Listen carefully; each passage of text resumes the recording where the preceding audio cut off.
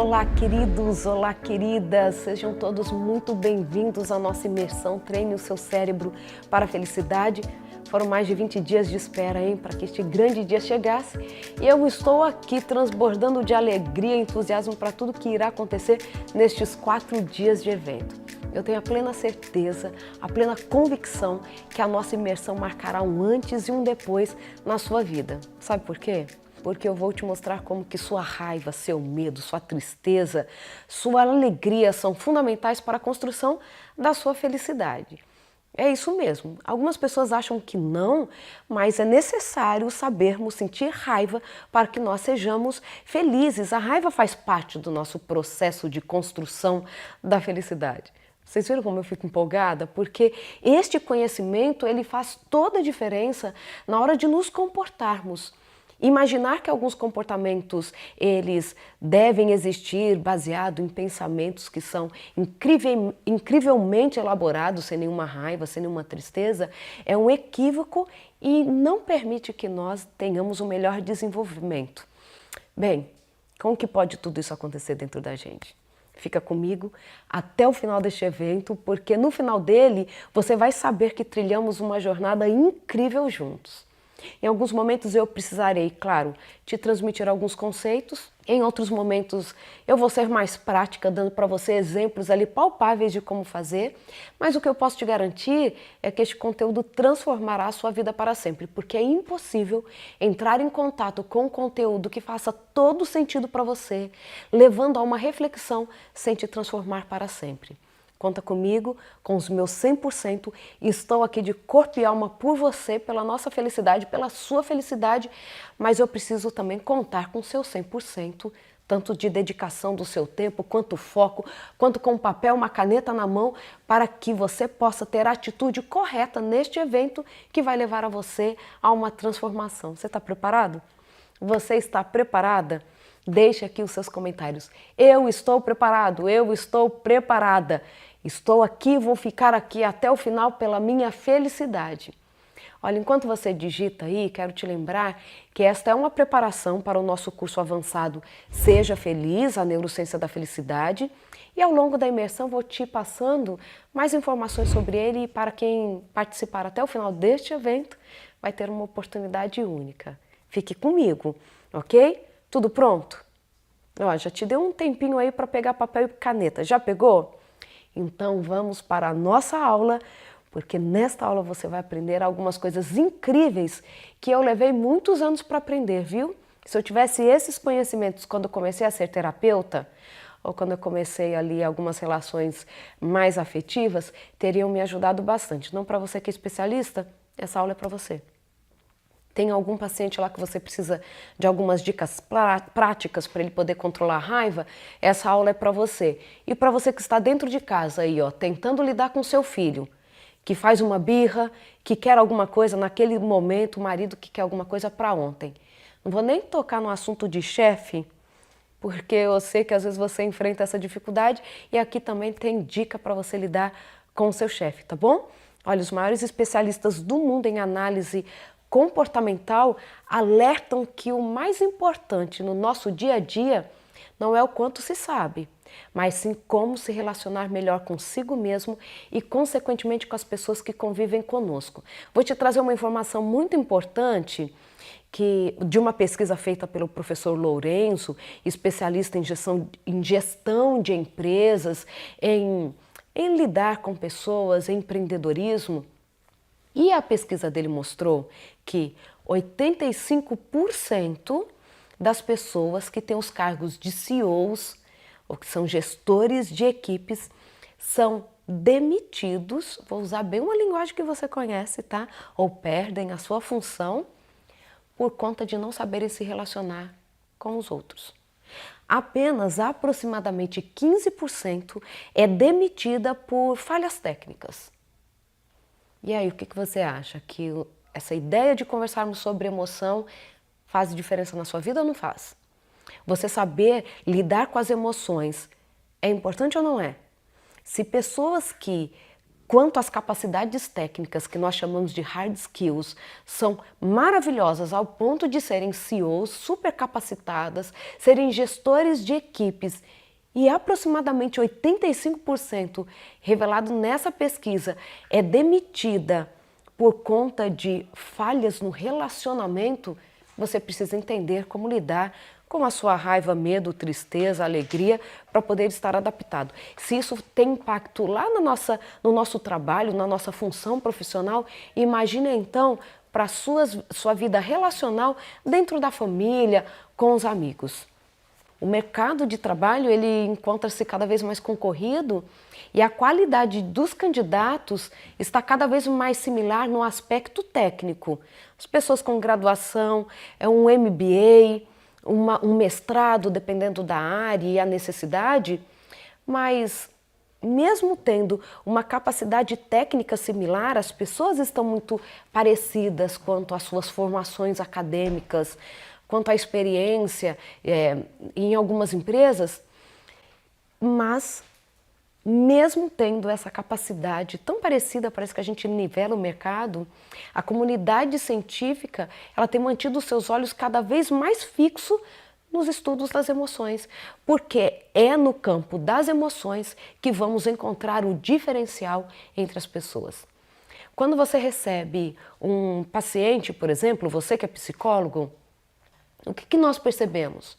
Que a maioria vem para nós com uma demanda emocional e muitas vezes são questões do dia a dia, ali como lidar com o filho, com o namorado, com o chefe, com a mãe, com o pai e tem essas dificuldades no relacionamento.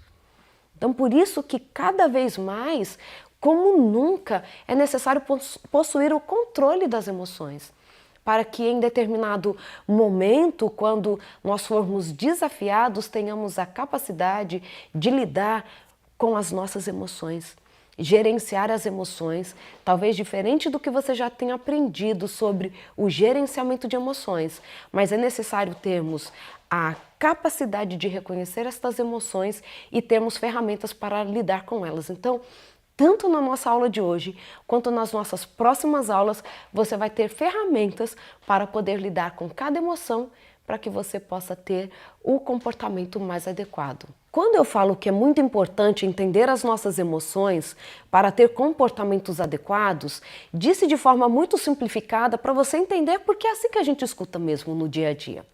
Mas existe um espaço ou algo que acontece, um evento entre emoção e comportamento, e é sobre este lugar, esta forma ou este componente, vou colocar assim, que nós vamos atuar, ok? Emoção, a partir de um olhar neurocientífico, é como o meu organismo reage imediatamente a um estímulo que se recebeu por meio dos sentidos: audição, tato, visão, paladar e olfato. Ok? Então estas informações, quando chegam no nosso cérebro, provocam em nós uma resposta fisiológica imediata. Quando levamos um susto, o que acontece? Taquicardia, uma contração da pupila, nós ficamos ali talvez com a pressão arterial alterada. Então isto é emoção. E o que dizemos é que sobre a emoção, querendo modificá-la, nós não deveríamos atuar. Porque é com a emoção que começamos a criar um repertório de experiências para que tenhamos cada vez mais comportamentos adequados. A nossa experiência vem da leitura da emoção. Mas é muito interessante que eu recebo essa informação do meio, o meu cérebro desencadeia uma resposta fisiológica em segundos, é uma resposta rápida, que vai levar ao componente sobre o qual nós vamos conversar. Sentimento. Então, sentimento é a análise que eu faço sobre emoção. Levei um susto, percebo então que foi um amigo que chegou por trás de mim, gritando, querendo me assustar mesmo, em meio à brincadeira. Eu assustei, que foi emoção, mas quando eu penso sobre o que aconteceu, eu reconheço a voz do meu amigo. Eu sei que ele gosta de brincar assim, porque ele já brincou assim comigo antes e eu já assustei. Olha como é legal o repertório emocional. Mas a partir de então, eu vou emitir um comportamento, que espero que você vire, brinque com o seu amigo e fale assim: você conseguiu me assustar de novo, não faz isso de novo não, porque eu falto morrer do coração. Aí você dá um abraço no seu amigo, ok? Então, emoção é essa resposta imediata diante de um estímulo. Sentimento é a análise que eu faço, é o que eu penso sobre o evento, e o comportamento é o que eu decido fazer com aquela emoção. O que muito nos atrapalha é achar que nós devemos mudar a emoção. O que precisamos mudar é o sentimento para ter comportamento adequado. Entenderam isso? Ok. Se você não entender as suas emoções, se você não souber atuar sobre as suas emoções, você se torna vítima delas. Algumas pessoas acreditam que possuir o domínio das emoções é deixar de sentir aquelas que parecem ser prejudiciais, deixar de sentir emoções como raiva, medo, qualquer emoção que traga sentimentos desagradáveis e possíveis descontroles. Mas ter domínio das emoções é bem diferente disso. É algo muito maior do que gostar ou não gostar, ou até mesmo maior que buscar meios para impedir a existência de tais emoções. Aqui eu quero trazer mais clareza ainda, vou abrir o parágrafo para falar para você sobre isso. Você não precisa gostar ou não gostar de uma emoção. Você precisa reconhecer a emoção e atuar sobre ela. Porque nós não gostamos de sentir raiva. Porque a raiva, e nós vamos conversar daqui a pouquinho sobre raiva, porque o nosso objetivo hoje principal nessa aula é falar sobre raiva, viu? E dar para você aí estratégias para lidar com a raiva. Exercícios práticos mesmo, então fica com a gente até o final. A gente não gosta de sentir raiva, porque tem aspectos muito destrutivos. Mas a gente não tem que gostar ou desgostar da raiva. Posso falar assim com você?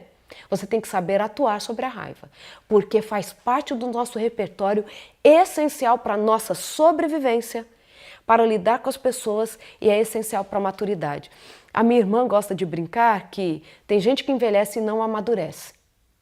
Conhece alguém assim? Ai, não fica pensando em ninguém não, tá? Não vamos relembrar de parente, de chefe, de ninguém, tá bom? Porque o exercício é mais para a sua vida. A atitude é sua de mudar. E a partir da nossa mudança de comportamento, nós podemos influenciar quem está ao nosso redor. Você sabe disso. Se você está ali e você surpreende positivamente com o seu comportamento, você pode trazer algum resultado. Vocês me permitem um exemplo pessoal? Eu gosto de falar de mim, não porque eu tenho os melhores exemplos, eu sou a especialista e que faz tudo certinho, não. Estamos todos na caminhada, tá?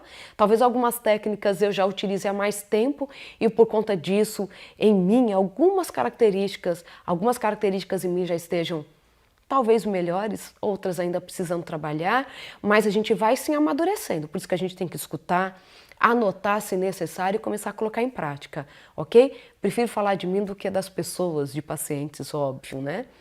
Por isso que eu gosto de trazer esses exemplos.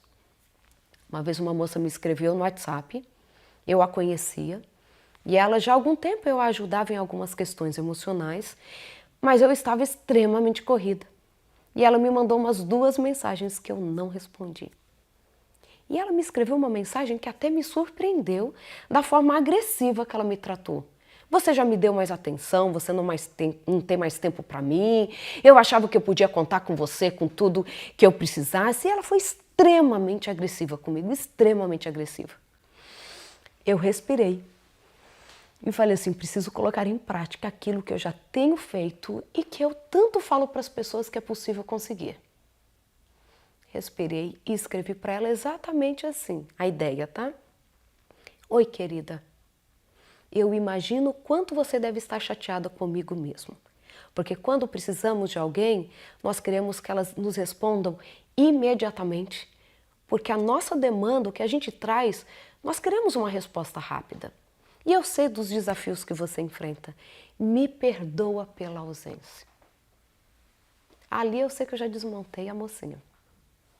E aí depois eu continuei mesmo falando o quanto que a minha vida estava corrida. Eu lembro que na época eu tinha ficado muito doente, então eu não estava conseguindo dar conta mesmo. E aí eu expliquei para ela e respondi o que ela estava me perguntando. Ela me mandou uma resposta imediata assim, me perdoe a grosseria.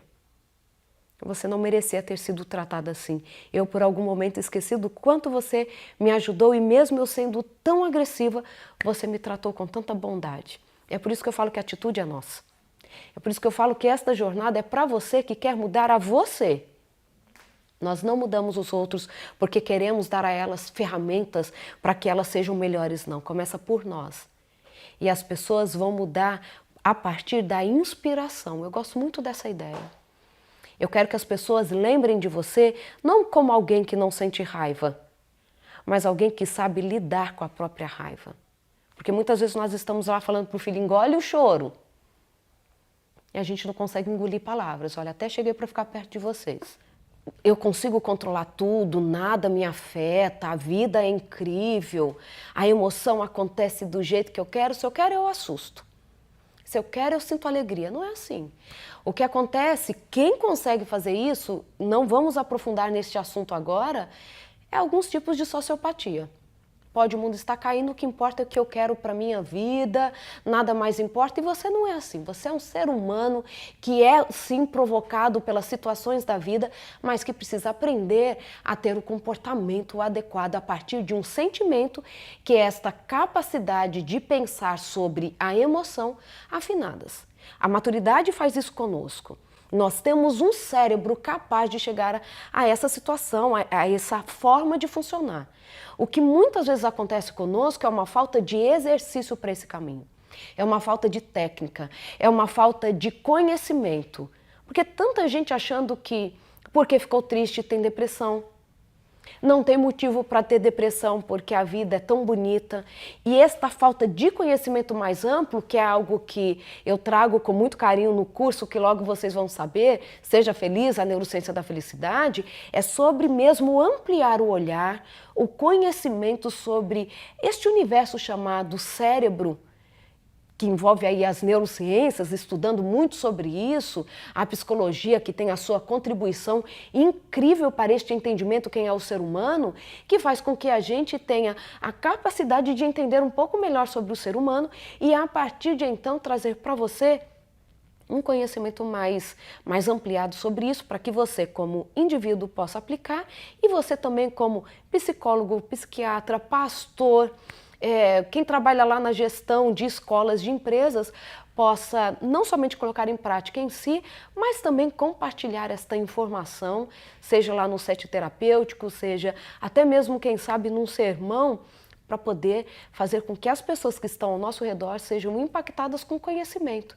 geradores principalmente de transformação. Então, o melhor caminho para obter o controle das suas emoções é compreendê-las de maneira mais completa, como um mecanismo fisiológico. Cada emoção possui uma função fisiológica positiva. Se conseguirmos compreender que mesmo as emoções que são aparentemente negativas possuem uma função fisiológica positiva, é possível tirarmos um resultado positivo de todas as emoções. Temos que realmente nos preocupar com muitas coisas, eu sei, com trabalho, com faculdade, com filhos, compra de casa ou as compras para a nossa casa, com almoço, com jantar. São muitos itens que prendem nossa atenção ultimamente. E com a atenção dirigida para fora, cuidar de casa, de filho, sobra menos tempo para dirigir nossa atenção às emoções.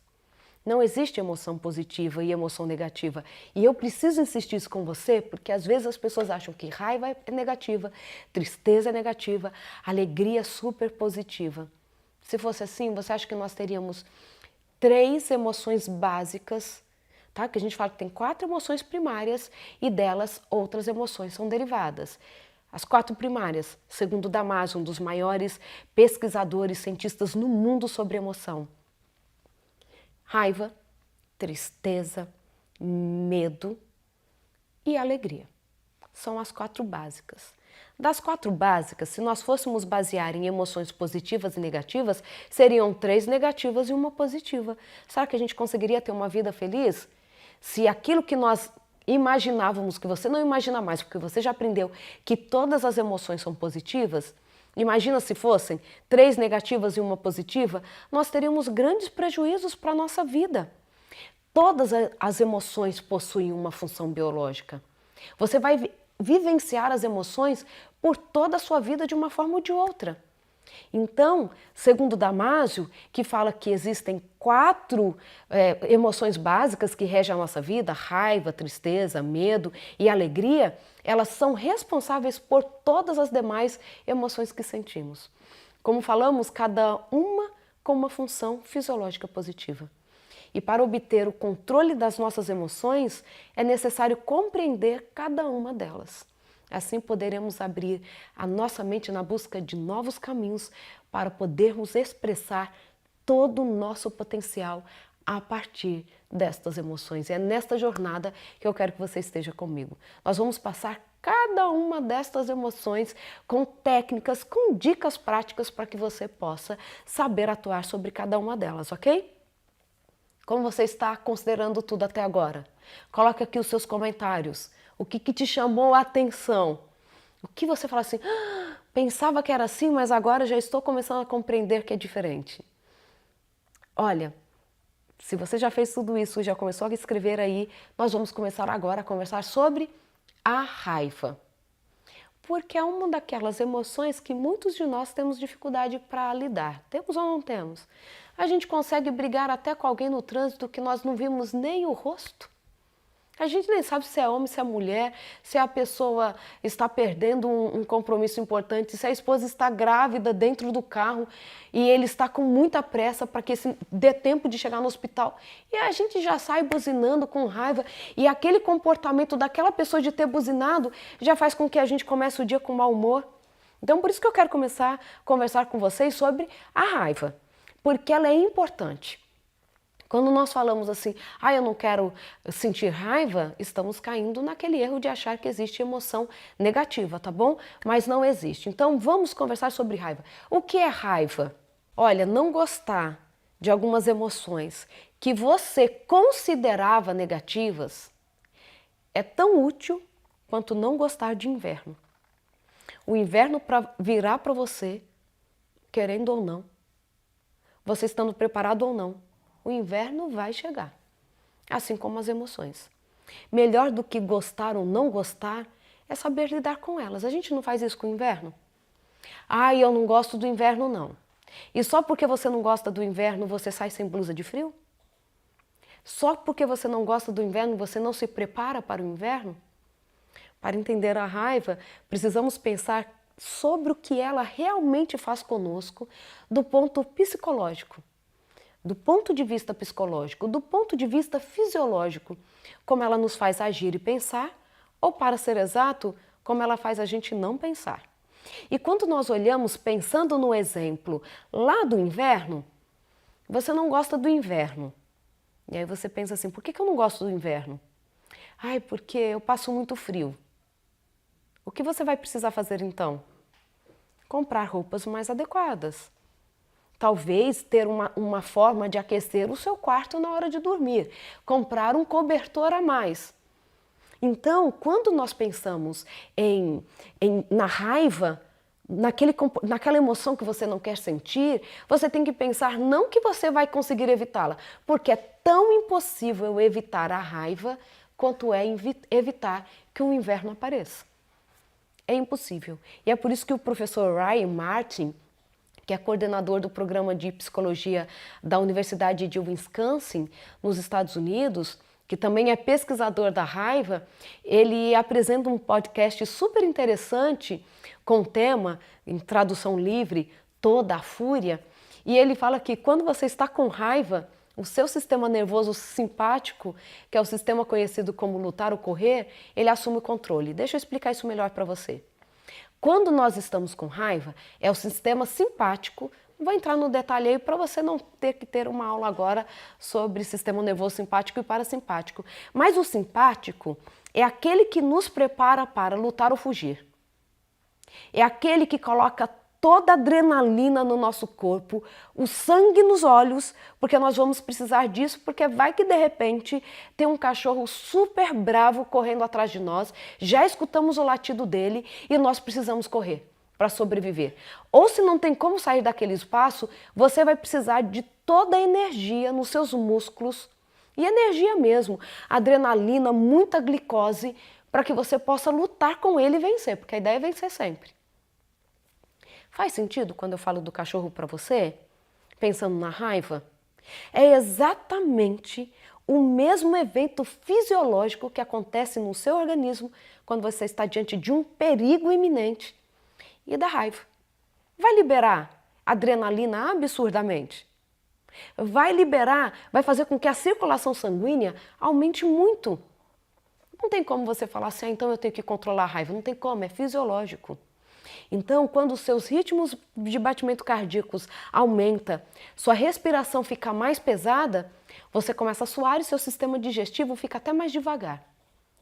Você consegue controlar como seu sistema digestivo vai funcionar quando você está com raiva? Você nem tinha percepção disso. E a gente não tem essa percepção quando a emoção chega. Esta reação fisiológica do corpo tem como objetivo criar energia para que você possa responder a uma ameaça. E às vezes essa ameaça ela pode ser real ou imaginada, tá? Às vezes só de você pensar numa situação você já fica com raiva. Claro que o cérebro faz toda a sua parte nisso. Quando sabemos que as pessoas estão vivendo sentimentos intensos, seus pensamentos tendem a ser um pouco mais compartimentados. Se você vive uma situação que é muito intensa, as pessoas ficam mais focadas na sobrevivência, então elas vão perseguir mais a vingança. Porque pensa que quando o cachorro vem correndo, você quer sobreviver. A raiva também desperta em você o instinto da sobrevivência. A raiva é uma emoção intensa e possui uma característica destrutiva, sim, não confunda. A raiva, ela tem que ver com sobrevivência. E no momento da sobrevivência, você pensa que se eu não sobreviver, eu posso morrer. Olha que interessante. Quando lá no trabalho alguém nos provoca raiva, você muitas vezes tem o comportamento de vingança, porque parece que você tem que destruir o outro para sobreviver. Pode aparecer isso em diversos graus de intensidade, né? Desde uma leve irritação até explosões que podem causar danos maiores. Em momentos de raiva, as pessoas falam sem pensar e normalmente direcionam essa raiva para cima de uma pessoa ou de outra. De modo geral, essa emoção é muito mal utilizada.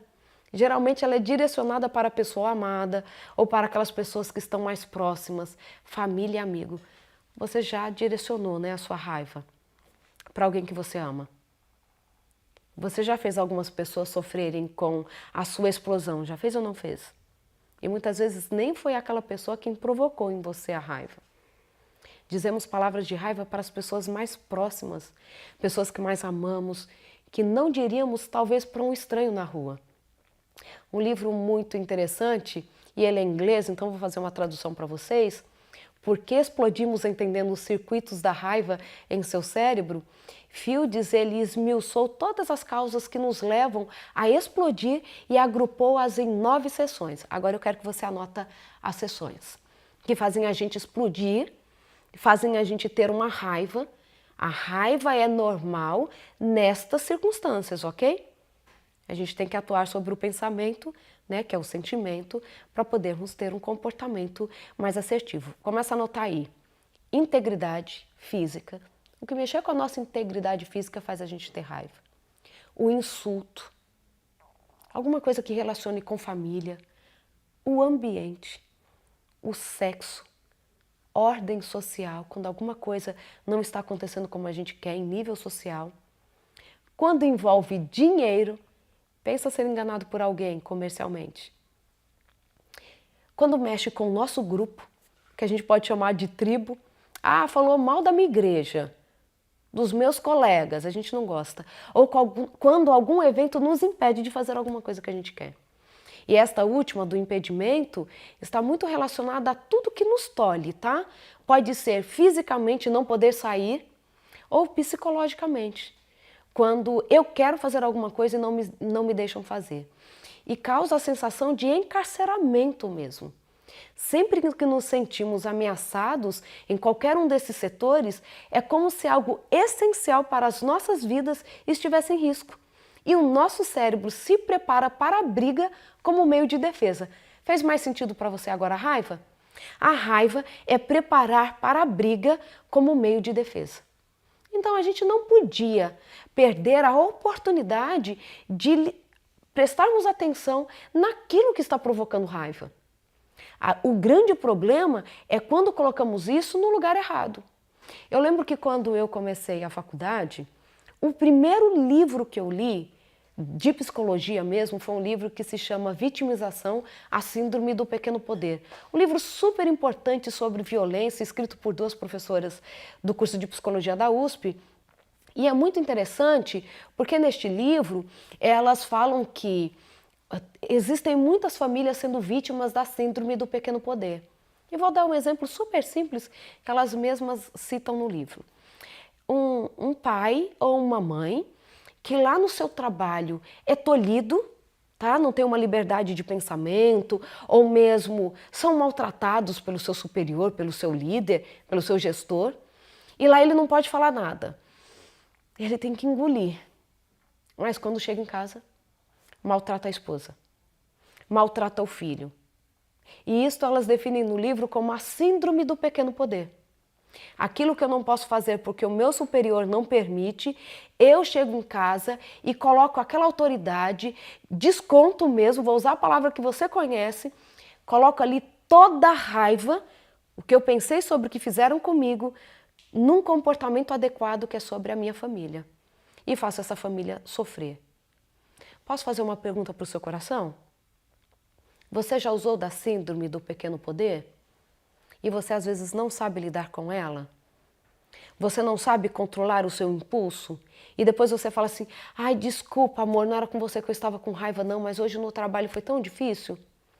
Eu vou te dar daqui a pouco algumas dicas para você saber lidar com isso, porque depois nós ficamos mal. E sabe o que a gente ficou de fato mal?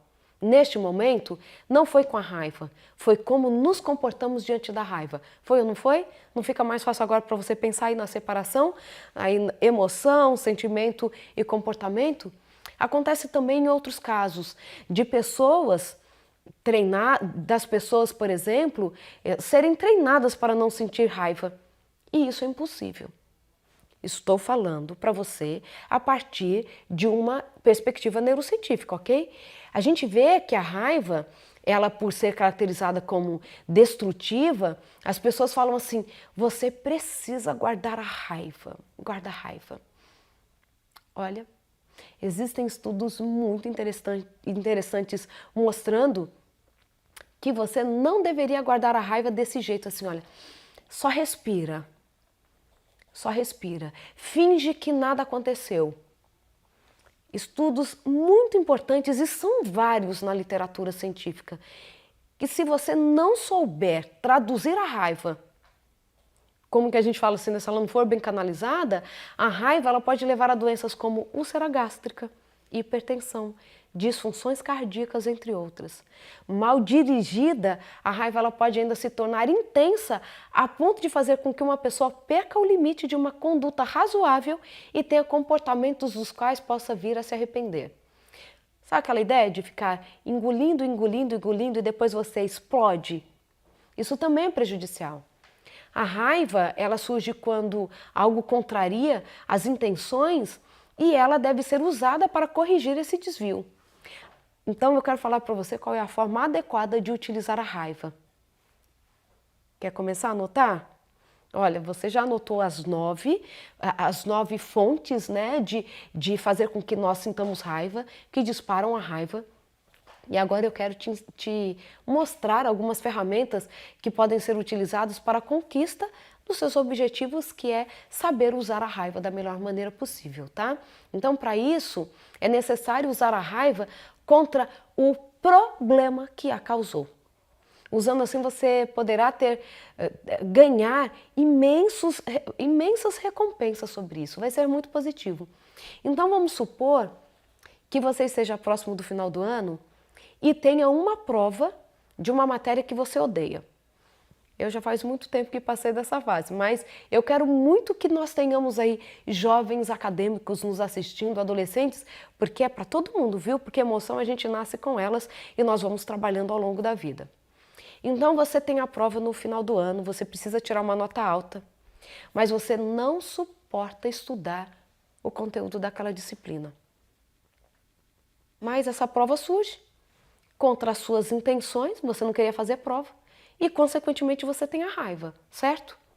Aí um amigo, mesmo sabendo que você precisa tirar uma boa nota, te chama para tomar uma cerveja, para sair com os amigos, para ir ao cinema, fazer qualquer coisa. Aí o que você faz? Joga a raiva para cima do amigo, porque você quer sair e você não pode. Poxa, você sabe que eu preciso estudar e ainda vem me chamar? Eu te falei que eu tinha uma prova importante e você vem mostrar que vocês estão todos felizes enquanto eu ainda tenho essa prova? Ou fica com uma raiva terrível do professor? Sabe o que você tem que fazer com essa raiva? Pensa comigo. Você quer tirar a nota, não é que você quer, você tem. Mas você também quer sair com seus amigos e não pode sair com eles. Então você vai pegar toda essa raiva e vai canalizar em estudar para a prova. Agora sim, olha, você me atrapalhou tanto a sair com os meus amigos, senhora prova, porque não foram seus amigos e nem o professor, tá bom? Que agora eu vou estudar, faço questão de estudar, vou tirar uma boa nota para que no ano que vem você não me atrapalhe a sair mais com os meus amigos. Entendem a ideia? Porque nós não vamos ficar livres daquilo que nos provoca raiva. Mas você pode canalizar para que ela não te atrapalhe mais naquele aspecto. Se você está canalizando para a conquista de um objetivo, por exemplo, no caso do estudante passar de ano, você joga tudo em cima do problema que causou. Por isso que nós precisamos parar para pensar, gente. Se a gente não para e não pensa, nós vamos ficar com raiva do professor, com raiva porque não saiu dos amigos e vai atrapalhar mais ainda a estudar para a prova. Pega toda a sua raiva e joga em cima do problema que a causou. Que muitas vezes não é a pessoa. Daqui a pouco eu vou chegar no exemplo do chefe. Sabe uma coisa também que atrapalha? Presta atenção. Aumenta muito a nossa dificuldade de gerenciar a raiva quando a gente está com fome. Eu conheço gente que se não estiver com fome, não pode nem passar perto que ela morde. Já conviveu com alguém assim? Porque quando o açúcar, vou simplificar a história, tá? Quando o açúcar do sangue atinge níveis tão baixos, a nossa capacidade mental também diminui. E essas atividades, por exemplo, essas emoções que exigem de nós muito esforço para um autocontrole, como por exemplo, estamos no meio de uma discussão, a gente acaba não conseguindo fazer isso de forma correta. Já que exige uma atividade mental muito mais alta, uma atividade cerebral tão alta, com gasto energético tão elevado, que nós não conseguimos porque a gente não comeu. Já posso dar mais uma dica? Olha, eu vou adiantando algumas dicas porque eu fico super empolgada. Seu chefe chegou e falou assim, preciso de você na minha sala agora, e você já sabe que vem bomba. Olha, não estou aí justificando e nem incentivando comportamentos raivosos, agressivos que deixam as equipes aí todas de cabelo em pé não, viu? Precisa saber gerenciar as suas emoções com a sua equipe, porque senão você também vai perdendo colaboradores que são incríveis, tá? Então, mas se você está vivendo isso, olha, um consolo ou um conforto. E se você comer alguma coisinha antes de ir para a sala, se você estiver com fome, vai te ajudar muito. Porque você já aumentou ali o nível de glicose, você conseguiu dar para o seu cérebro energia, porque o nosso cérebro precisa de energia para funcionar. Nosso cérebro não funciona sem glicose, queridos. E entre escolher uma sobrevivência e resolver o caso com seu chefe, o seu cérebro vai ficar envolvido na sobrevivência. Ele vai ficar te lembrando. Você precisa comer, você precisa comer, você precisa comer. Não é consciente não, mas ele vai concentrar um pouquinho de energia que ele tem para fazer você procurar comida, porque senão ele vai falir. Literalmente. Vai lá, pega alguma coisinha que você tem na bolsa, passa, pega uma banana, pede para ele 5 minutos, come alguma coisa e vai para a sala, porque se você estiver com fome vai ser muito pior. O nosso cérebro sempre vai estar envolvido para resolver o que é básico, para a sua sobrevivência, para depois lidar com aquilo que ele acha que é secundário. E o berro do seu chefe, o mau humor dele é secundário. Eu preciso que você sobreviva. Por isso que a gente fala que uma criança em privação de sono, por exemplo, ela não fica mais chorosa e tudo, Porque se nos faltar o que é básico, fica muito difícil lidar. A agressividade também em nós aumenta quando estamos em privação de sono. Ó, mais uma dica aí para o seu trabalho. Não dormiu direito? Você que é gestor, viu? Não dormiu direito? Não faz aquela reunião importantíssima na manhã seguinte, não. Se possível, adia a reunião. Porque quando estamos em privação de sono, o córtex pré-frontal, ele perde o controle sobre a amígdala, que é quem quer que a gente seja agressivo. A agressividade vem da amígdala. A amígdala cerebral, tá? Garganta, tonsilas palatinas. E aí, quando o córtex pré-frontal não consegue controlar a amígdala, nós nos tornamos mais agressivos. Privação de sono faz isso com a gente. Tem uma reunião importante no dia seguinte, não vai dormir tarde, não. Vai dormir cedo. Mesmo que você tenha que acabar de organizar a reunião, você vai ser muito mais produtivo sem ter tudo anotado como queria do que se você não tiver dormido. E se eu suprimir a raiva? Se eu tentar controlar? Impossível. A gente não consegue controlar. Estudos experimentais relataram que a supressão leva, por exemplo, a gostar menos dos parceiros de interação social e a um aumento da pressão arterial dos parceiros. Aqui eu preciso falar para você. Eu tenho que falar para você, por exemplo, que olha, eu vou fingir que fulano não me tratou mal. Você finge hoje. Eu engulo e finjo que nada aconteceu. Isso pode fazer com que você cada vez goste menos da pessoa, porque a gente acha que é o contrário, né? Se eu controlar a raiva, fingir que nada aconteceu, que ela nem me chateou, ela não me afeta, vai fazer com que você cada vez goste menos daquela pessoa, queira menos estar perto dela e cada vez ela vai te provocar mais raiva. Você precisa assumir que sim, o comportamento dela me incomoda. Ela tem um comportamento que é inadequado. A minha vontade é voar no pescoço dela, mas como você tem um córtex pré-frontal, que é capaz de controlar os impulsos, você não vai fazer isso. Como que a gente desenvolve então o controle a partir do córtex pré-frontal? Você já tem o seu córtex pré-frontal, certo? Amadurecido. Se você já passou dos seus 20, 22 anos, você já está com ele aí, ó, funcionando. Sabe o que falta muitas vezes? Fortalecer a comunicação de córtex pré-frontal com a amígdala. A amígdala é da agressividade, certo? Porque ela tem a ver com medo, da agressividade. A gente vai conversar um pouquinho mais sobre o controle do medo, o que faz quando a gente não tem o controle sobre a amígdala, quando nós precisamos que ela seja controlada, vai ser na nossa próxima aula, viu? Não perde não. Medo, tristeza, a gente vai conversar na próxima. Mas aí, por exemplo, tem que ter vias neurais, existem vias neurais que fazem a comunicação de amígdala com o córtex pré-frontal. Porque em muitos momentos o córtex pré-frontal precisa inibir a agressividade da amígdala, certo? Por que tem gente que não consegue fazer isso e sai berrando? Tão simples. Porque não exercitou e não fortaleceu e se adaptou. Tem gente que é chefe há tantos anos, e conseguiu tudo tão no grito, tô falando aí na linguagem que a gente conhece, que super adaptou. Eu grito e faz. Eu gritei, todo mundo tremeu e o que eu pedi ficou pronto para ontem.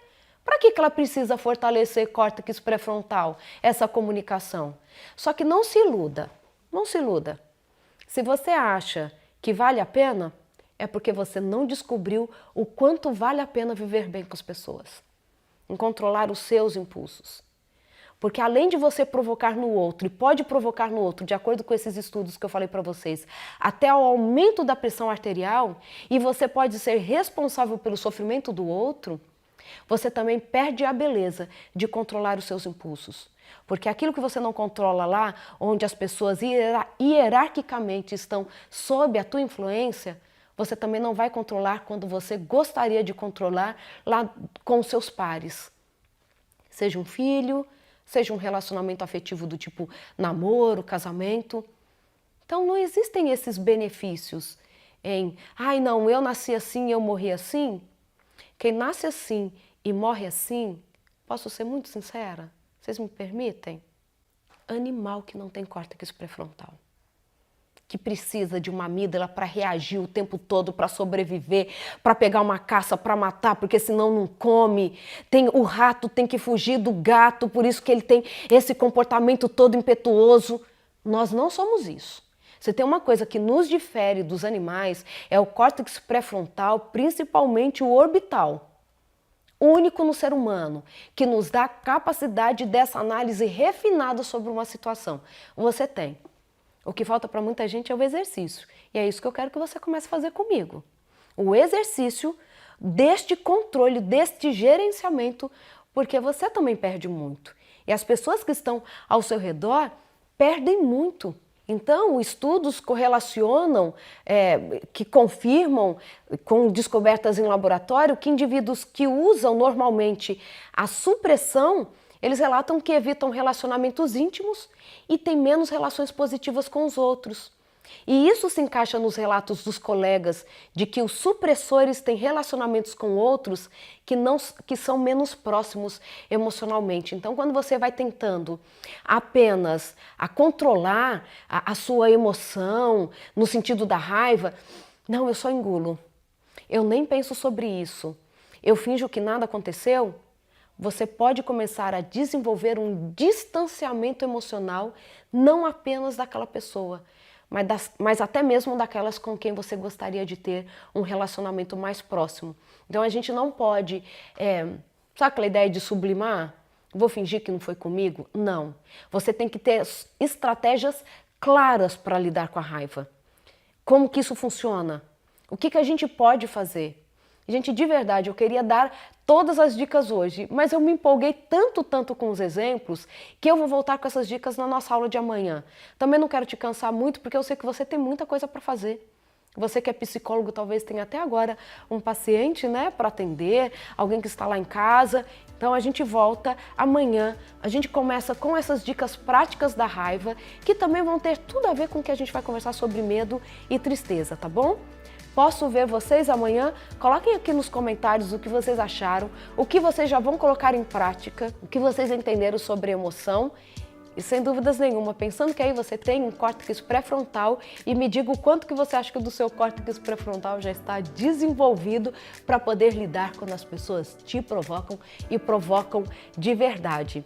Olha, isso é um preparo para a gente ir depois para o meu curso avançado, hein? Seja Feliz, a Neurociência da Felicidade, que logo vocês vão ter dicas, vocês vão saber tudo sobre este curso. Mas este momento aqui eu quero que você já esteja se preparando e também com dicas muito práticas para que você possa já colocar em prática aí na sua vida. Diz se você gostou dessa aula, porque eu fico mais empolgada e eu vou dando para você mais conteúdo ainda, tá bom? Espero você para a nossa próxima aula. Olha, lembre que a sua atitude é tudo nesse processo de construção, hein? Só você ter dicas não é o suficiente e só, ok, gostei, mas não vou fazer, também não é suficiente. Também a sua atitude vai te trazer para a nossa próxima aula, onde você vai ter mais entendimento ainda sobre esse assunto, sobre as dicas sobre isso e também para lidar com medo e tristeza. Até lá!